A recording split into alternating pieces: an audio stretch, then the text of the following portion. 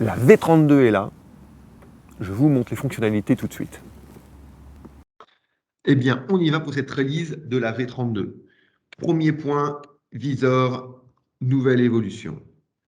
Désormais, on a écouté votre demande, on a un chiffrement des communications totales entre visor et la base de données SQL Server, ce qui rend une communication totalement sécurisée, c'est-à-dire que maintenant, visor reconnaît une communication cryptée en format TLS. Voilà, c'est fait, on a une communication totalement sécurisée. 3 nouveaux points dans Visor, version 32, l'envoi de code numérique par SMS pour un lecteur clavier après importation automatique.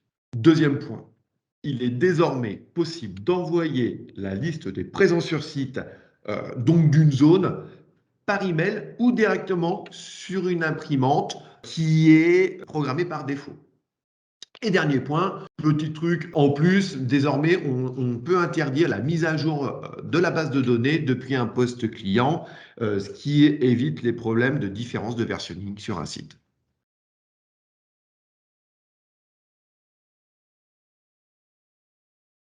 Autre fonctionnalité, amélioration de la gestion des temps de présence dépassés.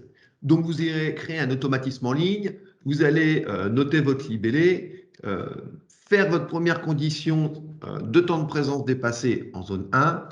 Vous allez ajouter une action derrière en choisissant votre zone. Vous allez avoir la capacité de pouvoir générer des sous-totaux par zone et un choix d'action, soit imprimer des résultats sur l'imprimante par défaut ou bien envoyer par email.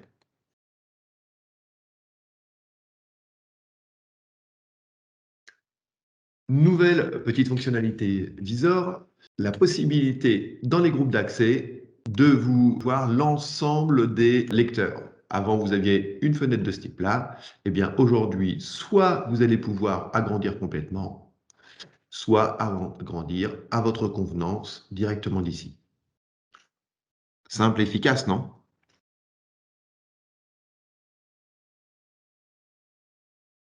Le gros événement de cette V32, on a vraiment écouté vos demandes et c'est la sortie du module planning afin de faire de la réservation de salle. Alors, comment on fait? Tout simple, vous allez prendre vos lecteurs que vous allez associer, vous allez le déterminer en lecteur pouvant être associé à une salle. C'est la base. Derrière cela, vous avez un module complémentaire, réservation de salle, qui s'appelle le mode planning. Et là, vous allez programmer la réservation de cette salle. Donc, déjà, vous allez associer un planning.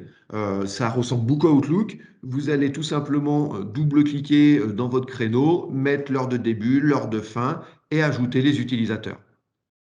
Derrière cela, vous allez programmer votre salle de formation, le lecteur qui correspond à la salle, le nombre d'utilisateurs maximum pour cette salle et une notion d'identifiant de la salle. Cette notion d'identifiant va vous permettre soit de rentrer un texte libre ou bien avec certains imports automatiques ou certaines intégrations, intégrer des ID obligatoires. Typiquement, il y a une solution qui s'appelle Hyperplanning qui nécessite un identifiant de salle. Et puis, eh bien, vous ferez une action. Donc derrière, un type de condition avant rendez-vous, avant chaque rendez-vous, avant le premier rendez-vous, etc.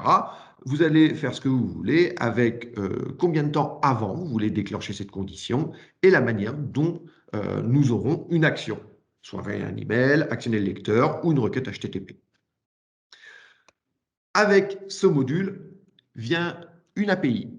Donc, vous pourrez fournir une API à des logiciels tierces afin de communiquer avec le module de réservation de salle, surtout dédié à des gens qui font de la réservation online. On aura une communication hyper simple entre les deux éléments. Voilà, on est très très content de cette sortie qui répond à une grosse demande. J'espère qu'elle vous plaira et qu'on aura des retours très rapidement de votre part. Le module LPR et complété par une nouvelle fonctionnalité, mais un petit additif pour vous simplifier la vie. On a constaté que sur certains parkings, nous rencontrions des problèmes entre le temps de lecture et le temps d'ouverture de la barrière, car la lecture de plaques se faisait en amont de la barrière.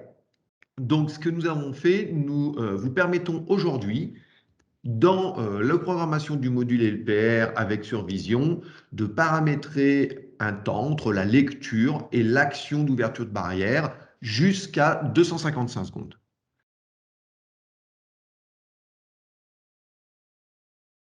Des super nouvelles. Petit 1, désormais en vidéo, vous allez être dans la capacité d'afficher un playback directement depuis votre arbre technique. Ça va vous permettre de faire des recherches plus précises et plus rapides. Deuxième point très important, intégration de nouvelles marques, d'une nouvelle marque en vidéosurveillance avec dès aujourd'hui Provision qui est présent. Provision, fabricant de systèmes de vidéosurveillance, on a intégré les NVR et les DVR. D'autre part, pour ANOA, nous avons intégré le protocole Sun API, donc full compatible avec les nouvelles générations.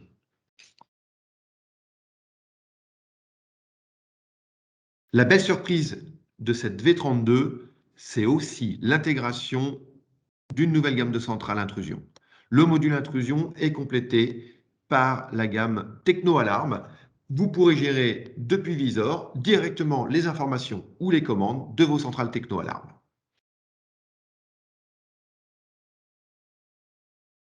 Évolution du mode Visor Access, Vauban s'internationalisant et vous ayant des clients aussi dans différentes langues et dans différents pays, nous avons internationalisé Visor Access, c'est-à-dire que maintenant, vous pourrez, mettre des téléphones en numéros internationaux, soit sur la playlist des langues, soit avec l'ensemble des additifs de zones disponibles.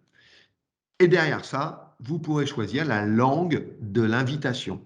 Donc, votre correspondant recevra son invitation SMS dans les langues disponibles sur Visor. Encore des petites fonctionnalités sympas. Sur le V-Reader, désormais, vous pourrez programmer votre V-Reader avec les LED en bleu, en violet ou en cyan. Donc, utilisable sur les choix porte fermée, porte ouverte et alarme. On augmente le nombre de couleurs. Ça rend le V-Reader plutôt joli et on a quelque chose qui arrive en plus au mois de juillet sur le V-Reader et je pense que ça va vous plaire énormément. Le V-Reader devient une borne actualisatrice utilisable sur le Simon Vos et la Perio offline. Donc votre V-Reader sera aussi bien un lecteur pour ouvrir une porte mais aussi pour actualiser les droits en offline. Et enfin, nous faisons arriver le V-Reader clavier qui a exactement les mêmes fonctionnalités que le V-Reader, associé au système Vauban pour simplifier votre gestion de clés et votre sécurité, et en plus avec un keypad.